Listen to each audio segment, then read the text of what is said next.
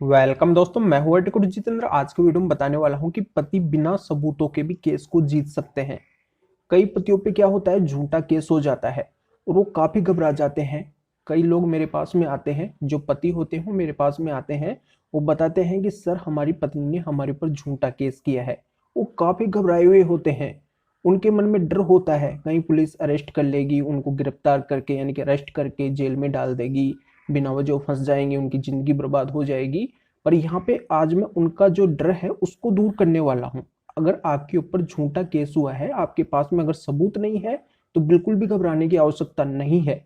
आपका कुछ भी नहीं बिगड़ने वाला है, आप उस केस को जीत सकते हैं। अगर आपके पास में सबूत नहीं है तब भी आप उस केस को जीत सकते हैं। तो कैसे जीत सकते हैं, बहुत ही इंपॉर्टेंट वीडियो है, बहुत ही इंपॉर्टेंट जानकारी इस वीडियो के अंदर मिलने वाली है। ध्यान से पूरा वीडियो बिल्कुल अंत तक देखना है, कहीं से भी स्किप नहीं करना है। उससे पहले बता दूं, चैनल को सब्सक्राइब नहीं किया है तो सब्सक्राइब भी कीजिए, बेल आइकन दबाइए, वीडियो को लाइक करके शेयर जरूर कर दीजिए। तो चलिए शुरू करते हैं। तो दोस्तों यहाँ पे मैं क्लियर कर देता हूँ कि जिनके ऊपर झूठे केस हो रहे हैं या फिर होने वाले हैं उनको घबराने की आवश्यकता नहीं है। ऐसे तो कोई भी किसी के ऊपर रास्ते चलते ही केस कर देगा। तो जिनके ऊपर केस हो रहे हैं वो फंसेगा थोड़ी, उनको फंसना नहीं है, वो फंसेंगे नहीं। तो यहाँ पे उनको घबराने की आवश्यकता नहीं है। भाई जो केस कर रहा है आपके ऊपर, उसके पास में जब सबूत ही नहीं है आपके खिलाफ, वो आपको आरोपी साबित ही नहीं कर सकता है, तो आपको घबराना क्यों है। आपके पास में अगर बचाव के लिए सबूत नहीं है, आप अपना स्पष्टीकरण अगर नहीं दे सकते हैं, आपके बचाव के सबूत नहीं है, तो घबराने की आवश्यकता नहीं है। यहाँ पे कई लोग क्या होते हैं कि वो घबरा जाते हैं, उनके मन में टेंशन हो जाती है कि हमारे पास में तो सबूत ही नहीं है, हम कैसे उस केस से बाहर निकलेंगे।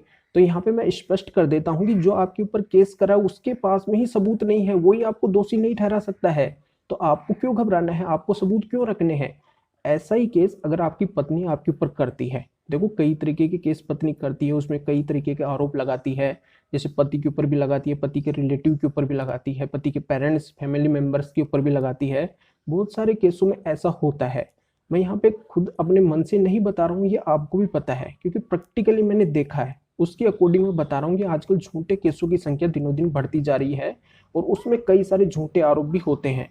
झूठे आरोप जैसे डोरी की डिमांड की गई, यानी कि दहेज की डिमांड की गई, मेरे साथ में मारपीट की गई, जो मेरे हस्बैंड के जो ब्रदर है उन्होंने मेरे साथ में छेड़खानी की, मेरे जो ससुर है उन्होंने मेरे साथ में छेड़खानी की, मेरे से रेप करने की कोशिश की गई और हमने इनको इतना इतना रुपया दिया।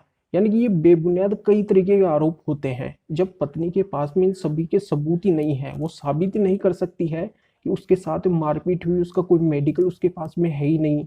जो डोरी की डिमांड की बात करी है कि मेरे ससुराल वालों ने मेरे से डोरी की डिमांड की, वो साबित ही नहीं कर सकती है उस चीज़ को।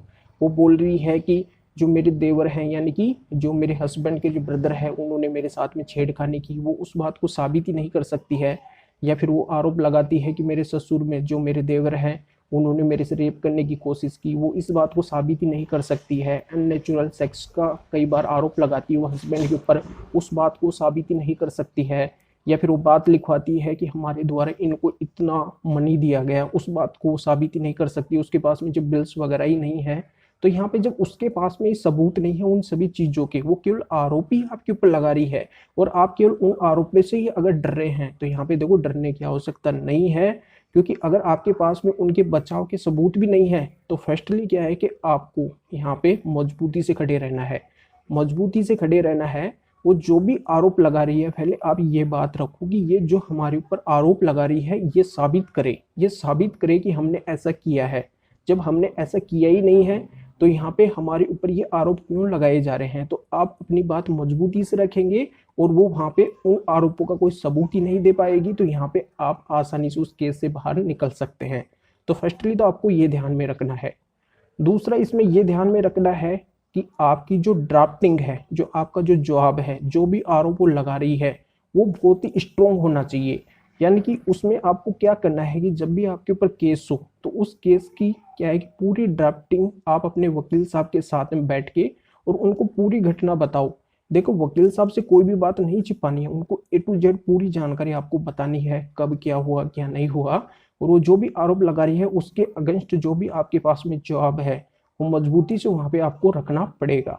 तो यहाँ पे जो आपके ड्राफ्टिंग है वो बहुत ही स्ट्रोंग, बहुत ही मजबूत होनी चाहिए। दूसरा ये भी आपको ध्यान में रखना है फिर आपको देखो सबूतों की आवश्यकता नहीं पड़ेगी। तीसरा, आपको इस बात का ध्यान रखना है कि पत्नी क्या करती है, कई बार कई सारे केस कर देती है और उसमें वो कई बार डिफरेंट बातें लिखवा देती है। भाई एक केस में तो और कुछ लिखवाएगी, दूसरे केस में और कुछ लिखवा देती है।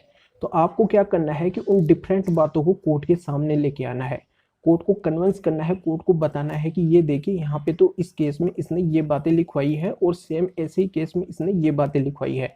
तो यहाँ पे जब उसकी डिफरेंट बातें आ रही है तो ये साबित हो जाएगा कि वो झूठे आरोप लगा रही है। तो यहाँ पे आप इस तरीके से भी कोर्ट के सामने बात रख सकते हैं। आपको कोई सबूत की आवश्यकता नहीं पड़ेगी, केवल उसके द्वारा केस किए हैं उनको ही कोर्ट के सामने लेके आना है। तो तीसरा, आपको इस बात का भी ध्यान रखना है। अब चौथा, आपको ये ध्यान में देना है, अगर आपको पता चलता है कि पत्नी अगर कोई बात छिपा रही है, कोर्ट के सामने नहीं लेके आ रही है और आपको पता है कि उसके पास में ये एविडेंस है और अगर ये एविडेंस कोर्ट के सामने आ जाते हैं तो पत्नी को मैं गलत ठहरा सकता हूँ और आपके पास में सबूत है ही नहीं, तो आपको क्या करना है, कोर्ट के अंदर 91 सीआरपीसी के लिए अप्लाई करना है और 91 सीआरपीसी के जरिए से आप उन एविडेंस को मंगवा सकते हैं जो पत्नी के पास में है या फिर पत्नी के किसी डिपार्टमेंट के पास में है और वो आपको कोर्ट के सामने लेके आने हैं। तो बिल्कुल आप 91 सीआरपीसी के जरिए से ला सकते हैं। उसी कोर्ट के अंदर ये आवेदन आपको करना होगा, 91 के लिए अप्लाई करना होगा। तो ये पूरी जानकारी आपकी समझ में आ गई होगी। अगर आपके पास में सबूत भी नहीं है फिर भी आप उस केस को आसानी से जीत सकते हैं। बस आपको ये स्टेप फॉलो करनी होगी। वीडियो को लाइक करके ज़्यादा से ज़्यादा शेयर कर दीजिए, उन लोगों को भी जानकारी का पता चल सके। तो फिर आगे मिलेंगे आपसे नए वीडियो नए टॉपिक के साथ में। आप सभी का बहुत बहुत धन्यवाद।